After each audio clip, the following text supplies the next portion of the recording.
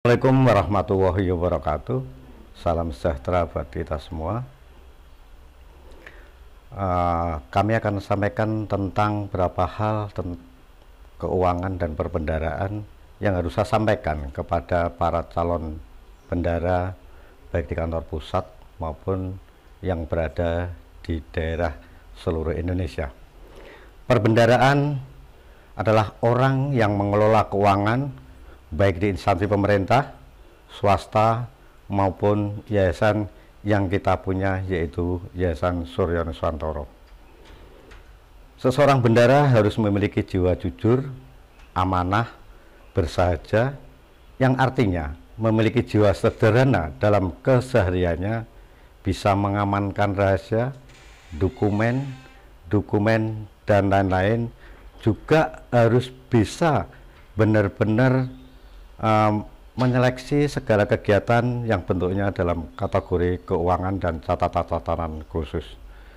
Seorang bendahara harus memiliki ruang khusus, aman dan nyaman untuk melaksanakan tugas pekerjaan sehari-hari yang dilakukan. Sebagai alat pendukung kinerja seorang bendahara, memang diperlukan meja biru, berangkas, alat tulis, buku-buku, komputer, dan lain sebagainya. Salah satunya adalah buku harian.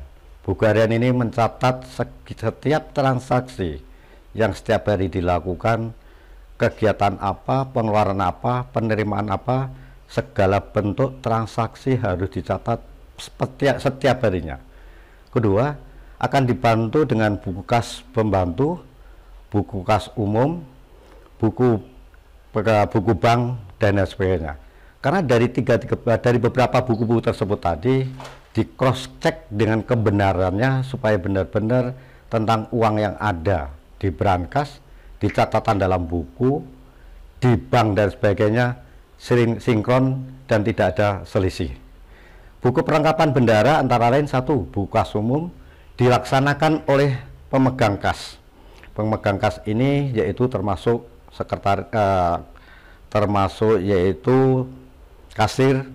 Terus kedua yaitu buku kas pembantu, pengeluaran yang dilaksanakan oleh juga kasir. Buku kas pembantu penerimaan, buku kas pembantu pengeluaran, buku bank, buku panjar atau uang muka kerja. Buku panjar ini akan dikelola satu orang yang melakukan setiap kegiatan di mana mereka sebagai uang muka kerja untuk kebutuhan sehari-hari di salah satu instansi atau di Yayasan Suryo Nuswantoro. Didukung juga buku pajak. Buku pajak ini untuk mengetahui berapa yang transaksi berhubungan dengan kwitansi, pengeluaran dan sebagainya, atau penerimaan yang kita lakukan dengan pemungutan pajak yang ini akan kita setorkan ke kantor pajak. Terus kita lanjutkan lagi dengan buku SPP, Surat Permintaan Pembayaran. SPP ini adalah salah satu surat permintaan pembayaran di mana setelah program perencanaan yang diajukan dilampiri dengan surat permintaan pembayaran dan ini adalah dibukukan. Kita lanjutkan dengan buku registrasi SPJ. Buku registrasi SPJ yaitu atau LPJ ini adalah salah satu faktor untuk mendukung kekuatan laporan-laporan yang ada di setiap bendahara di daerah kabupaten maupun kota. Kita lanjutkan dengan buku registrasi dokumen. Ini akan mencatat berapa dokumen-dokumen menyangkut masalah kekayaan yang ada di Yayasan Suryo Nuswantoro, baik itu tanah, gedung, kantor, mobil, motor, alat komputer, dan lain sebagainya. Banyak sekali yang harus kita catat supaya tercover dalam buku register dokumen. Kita lanjutkan. Seorang bendahara harus memiliki staf dalam pengelolaan keuangan. Sebelum kita melakukan kegiatan lebih lanjut, seorang bendahara harus memiliki sertifikasi, yaitu sertifikat tentang perbendaharaan. Biasanya di instansi pemerintah, ini yang mengeluarkan adalah Kementerian Keuangan. Karena ini juga diperlukan waktu kurang lebih untuk latihan ini 2-3 bulan untuk mencapai bendahara A, dan untuk 3 bulan lagi yaitu mencapai bendara B, dan yang terakhir yaitu bidang pengawasan. Didukung dengan pembagian bagian pembukuan, bagian pemegang kas, bagian pemupang uang kerja yang tadi kami sudah paparkan di depan, supaya para bendara yang ada di daerah lebih paham dan lebih menambah ilmu untuk tingkat kemajuan ke depan. Pengertian kas adalah arti sempit. Seluruh uang tunai, baik uang logam, uang kertas yang ada di Yayasan Surya Nuswantara, baik itu di PT, yang masih berlaku sebagai alat yang sah, yang artinya arti luasnya selain uang tunai yang ada di kas juga meliputi saldo, simpanan seperti rekening, uang berbentuk fisik, dan yang ada di brankas dan sebagainya. Pengelolaan kas adalah teknis bagaimana menata kas agar selalu dalam keadaan mencukupi, dalam arti tak akan kekurangan setiap kebutuhan di salah satu instansi atau di yayasan kita sendiri, sehingga untuk melancar pembayaran yang diperlukan. Beberapa ketentuan dalam pengelolaan keuangan antara lain penanggung jawab pengelolaan kas adalah kasir. Kasir ini bertanggung jawab penuh terhadap isi yang ada di brankas, menyangkut uang tunai, mungkin juga dokumen seperti alat pembayaran yang sah. Kedua, kasir wajib memperhitungkan kebutuhan kas untuk hari kerja berikutnya agar senantiasa tersedia jumlah kas yang cukup dalam pelayanan. Artinya begini Bapak dan Ibu sekalian, memperhitungkan kebutuhan pada tingkat kebutuhan hari ini dan besok sudah kita rencanakan agar kita tidak kedodoran di kemudian hari, dan ini semua akan membuat suatu kelancaran dalam pelayanan kepada yang benar-benar kita layani. Sekarang, prosedur pengajuan. Pengajuan sesuatu ini harus dirapatkan dulu dengan direksi untuk memutuskan dana untuk dicairkan. Artinya, pengajuan dari beberapa program untuk tingkat kebutuhan ini segalanya harus dirapatkan dengan direksi supaya kita dapatkan keputusan berapa besar dana yang akan dicairkan untuk tingkat kebutuhan ini. Yang kedua, kas minimum ditentukan berapa berdasarkan perhitungan kebutuhan kas kerja berikutnya. Maksimum uang kertas ditetapkan berapa juta atau berapa rupiah, untuk maksimal ada pengecualian dengan ketentuan berdasarkan keamanan dengan pemilik atau pimpinan. Artinya begini Bapak dan Saudara sekalian, bahwa kas yang ada di brankas ini kita ada batasan, antara lain untuk mengamankan jangan tidak terjadi hal-hal yang tidak kita inginkan sesuai dengan tingkat kebutuhan yang kita perlukan di dalam sebuah sekretariat Yayasan Surya Nuswantara. Setiap penerimaan kas dan penyetoran harus menggunakan bukti kas umum yang ditandatangani oleh penyetor dengan nama terang sebagai pelaku penyetor dan kasir selaku penerima uang setoran. Begini Bapak dan Saudara sekalian, penerimaan baik uang atau setoran harus benar-benar diteliti dan diuji dengan bukti kebenarannya. Ini pun harus ditandatangani sebagai penanggung jawab. Siapa yang bertanggung di situ adalah penyetor dengan nama terang, dan pelaku penyetor harus cukup jelas supaya benar-benar data realnya ada, buktinya ada.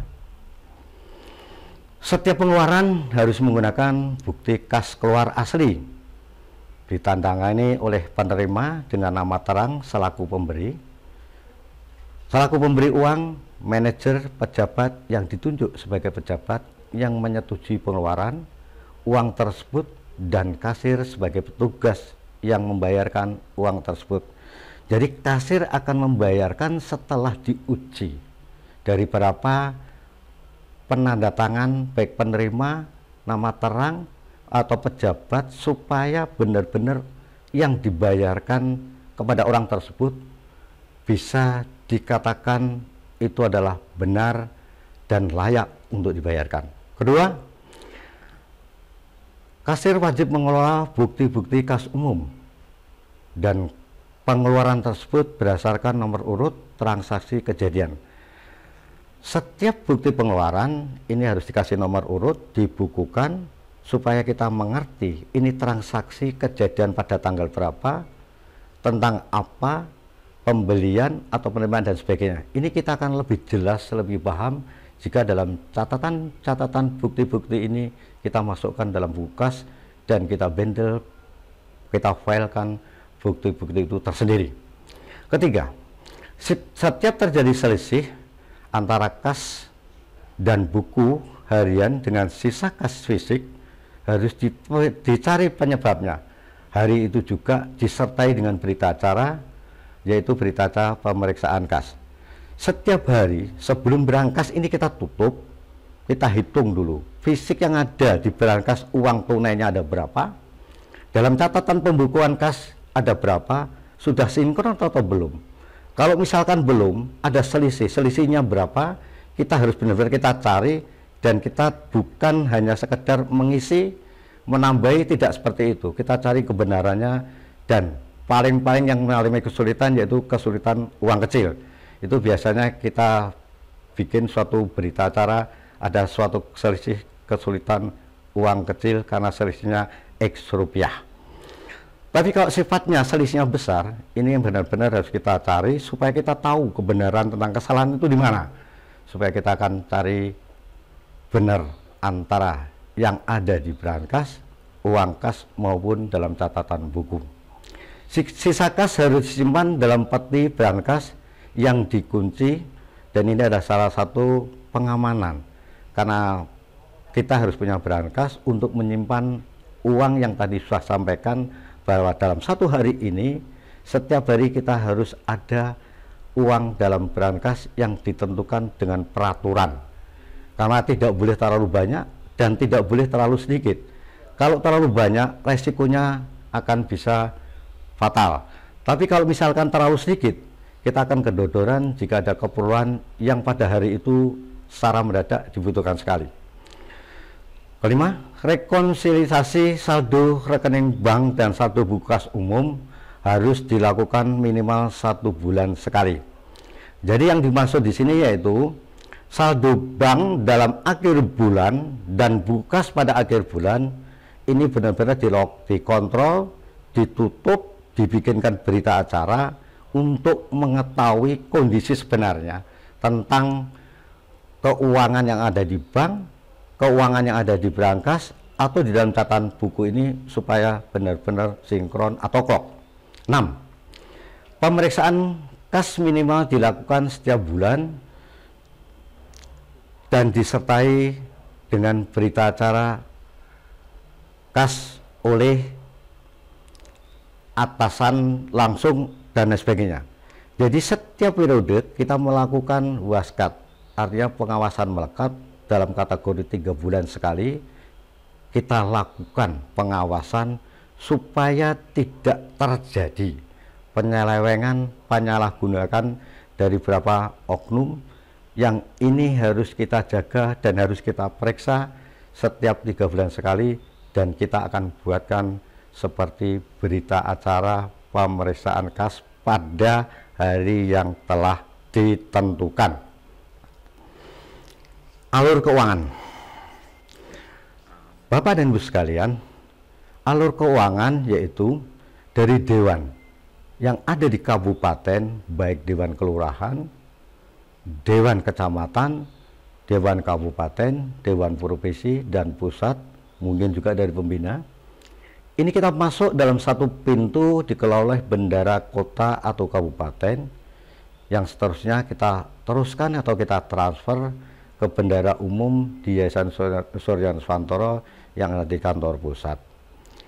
Bendara kota atau kabupaten memberikan komunikasi atau tembusan kepada bendara provinsi, kepada pembina Wilker, dan pembina Wilker akan memberikan laporan ke pembina bendara, dan bendara yayasan juga akan memberikan laporan hasil dana-dana yang masuk seluruhnya dari beberapa kabupaten di seluruh Indonesia ini masuk, dan itu dibuatkan laporan setiap kegiatan berjalan atau setiap bulan berjalan, supaya kita bisa ngontrol uang-uang yang sudah masuk dari beberapa kabupaten itu jumlahnya berapa.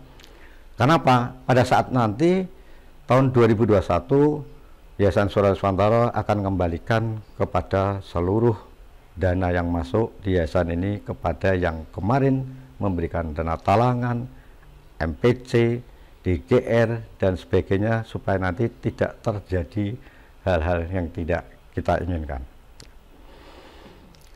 Bukti transaksi, baik tadi bukti transaksi mungkin setoran dan lain sebagainya, ini harus kita bundle, kita catat dalam catatan buku besar.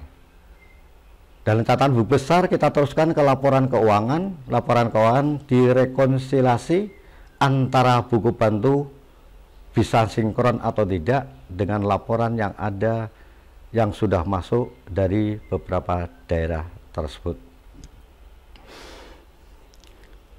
Kegiatan pengiriman dana mungkin DGR, pilkada, operasional per kabupaten ini harus dicatat dan dikerjakan. Sebagai contoh mungkin kita bikin kolom itu bisa juga kita hitung dari nomor, tanggal, jumlah dana yang ditransfer berapa, pentransfernya siapa, jumlah nominalnya berapa, jenjangnya apa. Jadi kita akan lebih konkret. Bila seseorang ini taruhlah namanya Srianto sebagai contoh, dia store 3 juta, ini adalah dana yang transfer 3 juta dengan kategori jenjangnya adalah posisi kabupaten, dan catatan-catatan ini adalah sebagai bukti tanggung jawab seorang bendahara untuk membuat kinerja laporan setiap bulan atau setiap hari, supaya kegiatan yang berjalan dari tanggal 1, tanggal 2, tanggal 3, tanggal 4 dan seterusnya sampai akhir bulan ditutup jumlah totalnya berapa, jumlah orangnya berapa, dan ini akan kelihatan antara struktural yang ada di Yayasan Surat Swantoro dengan dana yang masuk akan nyambung dan tentunya akan sinkron supaya tidak rancu di kemudian hari. Nomor bukti setoran. Ya, ini kita bicara tentang setoran. Setoran ini banyak sekali hal-hal bukti transfer kadang-kadang tidak jelas. Ini yang perlu setelah Bapak dan Ibu transfer supaya difotokopi, dicatat tanggal transfernya berapa, syukur jamnya berapa, jangan laporan ke kantor pusat atau di bendara hari apa, supaya kita jelas agar suatu saat kita bisa pembuktian apa yang kita lakukan, dan ini bukti-bukti ini kita handle supaya benar-benar penjangan punya administrasi yang tertib, administrasi yang tercermat, dan administrasi yang teliti. Kami mohon kepada para bendahara di daerah benar-benar memberikan aspirasi untuk ke depan supaya catatan penjenengan selalu rapi, benar, transparan, jujur, dan amanah. Bukti-bukti tadi sudah saya sampaikan, penjenengan bisa melalui rekening yang sudah ditunjuk dari Yayasan Surat Swantoro, baik BCA, rekening Bank BRI, mungkin Bank Mandiri, yang sesuai telah diatur oleh yayasan dan disinkronkan dari beberapa kategori penyampaian, mungkin dari Sanggung dengan bank apa, mungkin MPC dengan bank apa, mungkin dengan pilkada dan apa, supaya semua akan terkontrol, dan ini nanti akan kita bentuk dengan nomor per kegiatan supaya kita tidak rancu, tidak bingung, dan kita bisa merekap dari kegiatan-kegiatan ini setiap bulannya total berapa, dan ini adalah bagian pertanggungjawaban kita bersama. Oke, Bapak dan Ibu sekalian, kita lanjutkan tentang contoh kolom buku kas umum atau pengendali, kalau boleh saya sampaikan seperti itu. Ini adalah contoh kolom buku kas umum dalam kategori masuk dari uraiannya sebagai berikut. 1. Nomor, tanggal, uraian, kode anggaran, progres, operasional, MPC, Sanggung, DGR, dan lain-lain. Ini adalah data-data yang masuk di Yayasan Surya Swantoro supaya kita catat dari per tanggal 1, tanggal 2, 3, seterusnya sampai akhir bulan, supaya kita ketahui jumlah uang yang masuk pada bulan ini ada berapa dan dari mana saja, supaya nanti kelihatan detail. Terus untuk pengeluarannya, yaitu kita rinci dengan progres, operasional, MPC, Sanggung, DGR, dan lain-lain. Karena progres yang dimulai pada tanggal 16 Juli ini, kita sudah mengalokasikan dengan dana untuk diklat dan sebagainya. Tentunya ada pembeda sedikit, yaitu tentang biaya diklat dan jumlah progres orangnya harus sama dengan data yang ada masuk pada bendung. Kita lanjutkan, yaitu penyusunan laporan pertanggungjawaban atau LPJ. Pengguna anggaran wajib mempertanggungjawabkan uang yang dipergunakan dengan cara membuat laporan pertanggungjawaban yang dilampiri dengan bukti-bukti yang sah dan bisa dipertanggungjawabkan. Tiap bukti pengeluaran ditandatangan oleh pemegang kas dan pengguna anggaran untuk disampaikan kepada pembina, dan ini diuji kebenarannya sah, layak, dan sebagainya. Kita harus tahu tentang bukti-bukti pengeluaran tersebut. Jika ada sesuatu yang tidak wajar, tentunya akan kita kembalikan supaya nanti diperbaiki atau dicarikan bukti yang benar-benar valid. Kelengkapan pengiriman LPJ, 1, dibuatkan surat pengantar. Ini pengantar laporan dari kabupaten mana, dari tentang kegiatan apa, supaya kita lebih jelas. Yang kedua, laporan pertanggungjawaban. 3, rincian daftar penerimaan dan pengeluaran per kode rekening sampai dengan rincian objeknya. 4, daftar pengumpul per kode rincian objeknya, supaya semuanya akan tercover dengan baik. Monitoring dan evaluasi atau kita singkat dengan MONEV. Bapak dan Ibu sekalian, harus kita ketahui bahwa sistem perencanaan evaluasi dalam filosofi pemberdayaan bukan hanya proses, forum, atau alat manajemen program, melainkan suatu proses alat pemberdayaan atau sharing, refleksi, dan demokrasi dalam pengambil keputusan. Apa konsekuensi terhadap sistem perencanaan perlu dikembangkan? Kemajuan dan pencapaian program merupakan suatu aspek yang luas. Dimensinya bukan hanya ekonomi saja, melainkan juga aspek sosial, politik, kepemimpinan, dan keorganisasian dalam lingkup Yayasan Surya Swantoro.